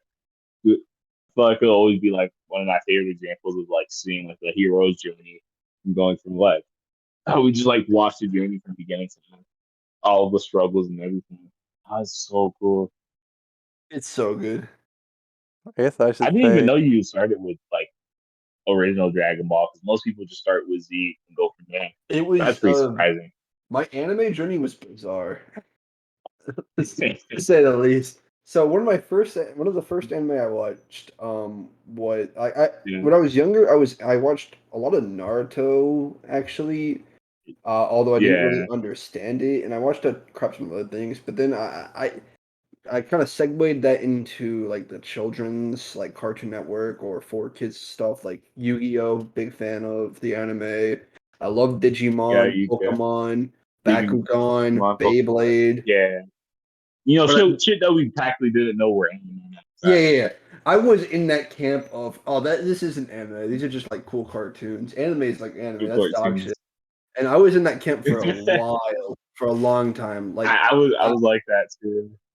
I had a friend introduce me to Fairy Tale, hated it. Soul Eater, hated it. I still kind of hate those shows to this day. I know hating Soul Eater is kind of a hot take, but every time I've tried to revisit it and be a little bit more fair, I just sit through the first 5 episodes and I'm like, dude, this is pretty unbearable. There is so much cringe stuff in the first 5 episodes of like Soul um, Eater that every time I try and yeah. sit through, I'm just like, holy shit, I can't, man. I can't do it. I feel so bad, but that aside, uh for a while I based a lot of my anime opinions on those two, and I was like as a Yeah. whole just wasn't into it. One day a friend told me to watch Full Metal Alchemist, and that didn't change anything, which is funny, but I did. And I was like I watched the first like 5 episodes of that, of both the original and Yeah. Brotherhood, and liked them. And I came back the next day and was like, yeah, like I would like I came back the next day to somebody and I was like, I watched the Full Metal Alchemist. They're like, which one? And I said, what do you mean which one? And they were like, who? There's two of them. And I was like, oh boy. And they were like, did you watch 2003 or Brotherhood? And I was like, I watched 2003, I think. And they were like, all right, well, just scrap everything you just watched, watch Brotherhood. And then another person told me the Uh, opposite. So I stopped watching it, even though I liked it. I fucking liked it. It was the oh first my one I liked. god. I Yeah. stopped. The funny I part couldn't is, the do it. opening to 2003, I actually liked it more than the opening to Brotherhood, but Brotherhood I liked overall. 203. Yeah, for Huh. sure. That's the crazy part. Yeah, that's so funny. Yeah, like I was getting different recommendations, and for as a result, I just stopped. I couldn't continue watching them because I was like, it's too annoying to bounce between the two. I'm just gonna not like the same show twice. I'm not gonna do it. And so I stopped for a while, and then after that, I got into watching some random joke anime that like kind of doubled down on the you know, bizarre Mm, anime things. So this is the craziest part of the journey. I watched One Punch Man. I fucking loved that show. That was insane. I love One Punch Man. One of the first anime I actually finished. After that, like first like I know it's anime and finished it anime. After that, Death Note. I love Death Note. Also amazing. definitely super weird. I Yeah. watch, and then here's where it gets crazy. Next, I watched in this span of time. Another one I watched was Konosuba, the first season. Yeah, yeah, Konosuba. I really enjoyed Konosuba, and the last one, and I only watched this because at a time a YouTuber lost a bet. A YouTuber I watched lost a bet and had to make a video review of it. Nico knows this YouTuber. Uh, it Yeah. was Keijo. Oh, Kaja. I know exactly. I watched Keijo because I was like, I was like, this is everything I Oh, hate that's a about YouTuber. anime. Not an But anime. Yeah, the anime. I was like, it Anime. looks funny though. It looks like they know that and they're doubling down on it. And I was like, I saw Konosuba and that was kind of similar. I'll give it a shot. And I watched Weird. it. Pretty bad. Pretty fucking. It's Keijo. Horrible. And it didn't do me any favors into watching more shows, but that was it. And for a while, those were kind of just some of the only things I had seen until Until Dragon Ball. Dragon Ball. And watching Dragon Ball made me go, all right, I gotta watch more. But I was still I still distanced myself, and I was like, Yeah. I gotta be careful. I'm only gonna watch a few things. I'm gonna just watch whatever really speaks to me, like Dragon Ball did, because Dragon Ball was such an experience, and I wanted to watch it from ground zero to just get everything I could, and I did. That's why I watched the original Dragon Ball. That's What that's the really wild. changed my life in terms of being an anime fan was I started Yeah. watching Super Eye Patch Wolf videos because of Dragon Ball. Oh yeah, Super High Flash And Wolf. his Hunter x Hunter video, he opens up He's and he's not trying to explaining. be so Yeah, good. the first minute of the video is him explaining the characters and whatnot, and then going, "Boy, were we fucking wrong about our interpretations of them." And so I paused the video right then and there and was like, "All right, this sounds like like enjoy this like Dragon Ball." Watched the first Yeah. episode, and then I watched the next 100 episodes over spring break once, and caught up to the show Jesus. immediately. It was the My most goodness. I've binged a show in my entire life, and that was the fucking gateway drug was Dragon Ball into Hunter x Hunter. Super High Flash Wolf is so like influential on a lot of people like for anime. A lot Yep. of people can sometimes even just dictate their entire opinion based on his opinion. Yeah, they I watched do. a lot of his videos, like his Berserk videos. Berserk videos really good. Even though I was already watching Berserk, I still think it's like still holds up pretty well. It's crazy. Damn, bro, that anime journey is wild, bro. What? Yeah, it was very Oh, bizarre. And after that, I after Hunter x Hunter, I actually started just, like going out and not binging as much, but like actively yeah, watching show. Like if I was at all mildly interested, it went from like I gotta be super interested to watch this to like yeah, if it I'll just watch it. Why not? And now I've seen damn. a lot of shows. My journey was low key kind of similar. So here's my story. I first started off like watching a bunch of cartoons. Like I was kind of like a cartoon fan. Really good. Like, I was watching like a hell of cartoons like constantly. Um, I heard about cartoons like, or I called them cartoons at the time, like Bakugan, Yu-Gi-Oh, Beyblade, Pokemon. I was like, yeah, these are cartoons. Till I think there's like one day I just got curious. I decided like Google see who produced those quote unquote cartoons. I was like, Japanese. What? I was super confused about it. I forgot what introduced me to Dragon Ball. I think it was one night, I think Cartoon Network stopped airing something. I fell asleep. I woke up. I forgot which episode of Dragon Ball. It like got me super invested in it. And then I decided, okay, I'll watch this one show called Dragon Ball, but the time comes on Tsunami. And you know what was the first I think episode that came on Tsunami and I like got a chance to watch it again? It was Trunks' arrival to like kill Frieza and his father. So when I saw Trunks, I was like, yeah. Like he genuinely looked like one of the coolest people ever to me at the Yeah. time. So I was like actually so gassed. But I was like, oh, this is so fire. But I want to know more. So then I asked my friends about it and they gave me like a site to like watch like all of like a lot of Dragon Ball. Now, from what I was hearing from my friends, they told me to just watch Z because they never watched Dragon Ball personally. So I that's what I did. I watched through most of the original of course. That was my only experience to it. And then I liked it so much, especially like Blue Arc, that I decided to go back and watch the original Dragon Ball and dub. That's when I became super obsessed with anime. Well, not super obsessed, but I was kind of just curious to expand my taste. Um, some of my first other animes are like Fairy Tail. Yeah, Fairy Tail is one of my first as well. Fairy Tail, not Soul Eater. It was a couple like really filler short animes. I don't even to this day.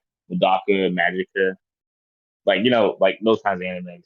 It was Yeah. like expanding my taste. I didn't even like them that much, but I was always like prone to just wanting to just know more about this media. And then I feel like just over the years, I'm just binge watch like animes with cartoons and other different shows. That's the kind of it's came into the mix, but Dragon Ball will always like be that like first thing that really like truly got me into anime. I'll always like remember it. I still remember hearing Goku's voice for the first time in Japanese. Wait. What? I forgot to tell you my first introduction to One Piece. So do you guys know this one episode? It's like One Piece crosses over with Dragon Ball and Toriko. Um I there's did like this not one see crossover this, but I episode. believe you. Yeah, bro, you never seen it? It's like an episode with Goku, Luffy, and Toriko. No, I don't think I've seen Not this. even. I Hold on, believe you though. I believe that this happened. I'm gonna send this real quick while I'm talking, but basically, yeah, look in general real quick, All or right. not general, but the chat. That's real. So yeah, that was my very first introduction to One Piece. I was like, because I saw the Toriko dude, he had like blue hair. I didn't really care for him. But I saw the dude with the rubber. I was like, dude, I have to watch this. It was like called One Piece. I was like, I'll watch One Piece. Best mistake of my life. I love One Piece now. I still need to make the mistake Best of starting One Piece too. Actually, I still haven't seen it or read it.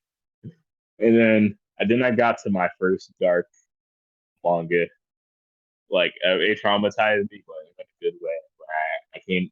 You ever come like you ever like read or like watch something where it's like it's like super fucked up. It might fuck you up in the head, but it's like so good that you just like, can't look away. I don't know how to describe it, but that was Berserk with me. I fell in and out of Berserk so much, but it ended up being like one of my favorite mangas. That's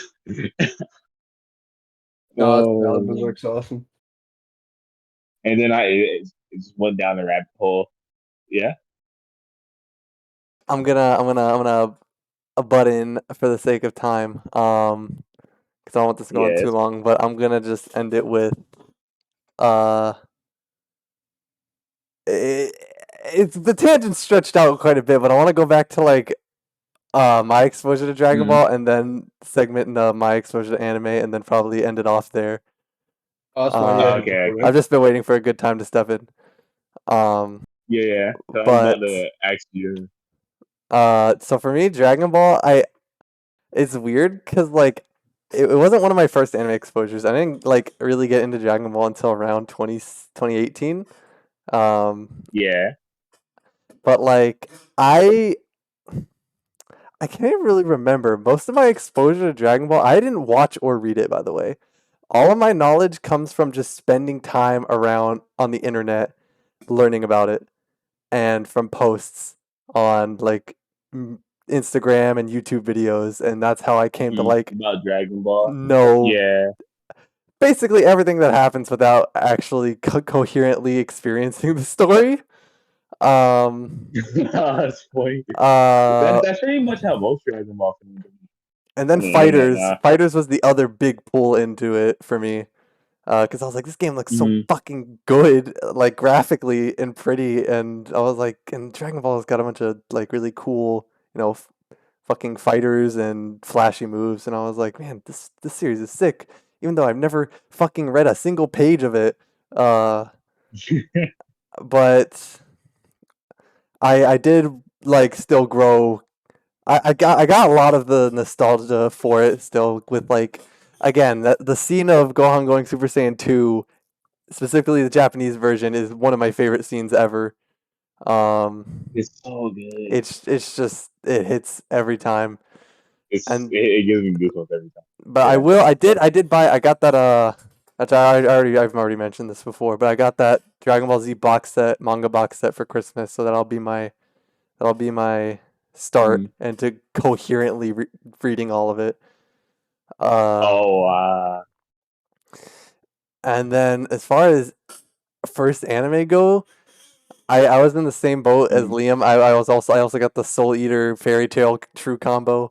I started with Always those two. I swear to God. yeah, I started with Soul Eater because Well, we had the same friend, yeah, I was gonna say so we both had the same friend Uh, in middle school who told us to watch both of those respectfully. respectively. Don was the Like, one that introduced us to Soul, well, at least to me, to Soul Eater, and I could not stand it. I watched all of it. I was like, yeah, it's cool, I guess. I mean, I didn't like. I guess. It was like the first anime I watched that wasn't like Pokemon or Hamtaro. Um, uh, and I liked it. I went and I checked out more stuff after that. I think after that, on my own, I found Black Bullet, which, uh, it's an anime Oh, oh, I still really like. oh, I have a lot of nostalgia for that one. And oh, then wow. they told me to watch Fairy Tale, which I watched.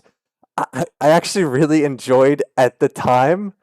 I was really enjoying it when I watched it. Like now, I don't like it because I never finished. I watched like 200 something episodes, but I never finished. Jesus I got Christ. bored, but I did like it at the time. I was like, this is so cool because I'd only ever seen like 2 fucking anime beforehand. Um, and then from there, I kind of went down the I went down the other path that you can take as an anime fan. Instead of watching good anime, I watched lots of harems, um, and romance, There's always two really bad paths. There's romance always two anime. paths for there's always two bad paths for anime fans. Yeah, Either the shonen manga or the bad I romance went down the anime girl manga. route. And then One Piece came after that. One Piece came later when I think the only reason I wanted to watch One Piece was I think it was just because of Chopper. Like I think that was the only reason I was Oh, interested in. I saw I, Chopper like and I was like, I want to watch One Piece now. I like Chopper. He looks cool. He looks cool. And I started watching. I watched like all the way up to Sabaudi yeah. Archipelago before I stopped for like years. Like I didn't continue since then, and then I own not until 2021 did I continue where I left off because I was like I should really catch up on One Piece because I made all that progress anyway. So from there, I re-picked up the manga where I stopped in the anime, and then I Oh Isn't finally wow. that caught up for also One because Piece. Michael was also catching up and bothering you about it, and then he dropped it a bit eventually recently ish and isn't caught up himself? Mm. No, he's I don't not. know. There's some lore there. But that, and then I guess from there into my idol shenanigans. Uh, The Dark Oh so I watched Timeline, a no. lot of idol anime, which was more recent. That was last 2 years was that phase. Dark Uh, Timeline. listen, Because it's not I that need that's to. bad. crazy. Because I was watching like One Piece even before like Sanji like left the group for a time being. It was around that time when I caught the One Piece, and there's like predictions and theories about that, and that was years ago. God damn. That is I was crazy, really Yeah, actually. I started in 2016. yeah. I I was in the One Piece for a really long It's time, 2022 and basically. I still haven't even started. My It's ashes are crazy not because like reading. Nico said his story about fighters, but that's actually like the time I fell off of Dragon Ball. Stopped watching it, or, like stopped being a like crazy fan. But I was just kind of sick of everything Dragon Ball because when fighters like got announced and shown off, I was like, I'm gonna take a break from anime and then Dragon Ball. And that's what I did. That's crazy. Oh, Oh, I think this is a good we stopping all went point. down Yeah, different paths. this is probably a good stopping point though, because we're at an hour 43 minutes. So, Yes, uh, sir. that was I guess the end Oh, of this first podcast. Holy Which went a crap. yes, lot longer than I sir. thought it would. But We are very I'm gonna How long go. was talkable. it again? This has been an hour and 44 minutes. That's pretty normal for a podcast length. Yeah, Yeah, it's usually like 2 hours. Yeah, 2 hours is usually how long it lasts. I feel like Any yeah. any But we did pretty any good so trash far. taste listeners here? Because I Oh listen yeah, to trash days. they're my primary podcast, and I think every single I just pulled their YouTube. Every single episode is 2 hours, give or take like 15 minutes out of the Oh, way. okay. Damn, I'm so used to super Yeah, mega casts, which are like anywhere from 40 minutes to an hour and 30. Jesus. I watch podcasts all over the place, so like the variety either ranges from 4 hours, 2 hours, or 40 minutes. Yeah, some can be crazy long. Hold on. What's another Yeah. podcast? I'll end this here There's not though, many I'll listen and to now consistently outside of the terrestrials. I'll have I'd to have to find. I'll go through and spoiler. I'll have to find the spoiler markings for the Pokemon discussion. But yeah, hope anyone who watched this enjoyed it. And I For will sure. try to do this again next week when I don't have fucking horrible exams. We have a lot of testing too this week too. We better pray for us. Yeah. So goodbye. Bye. Goodbye. Mwah.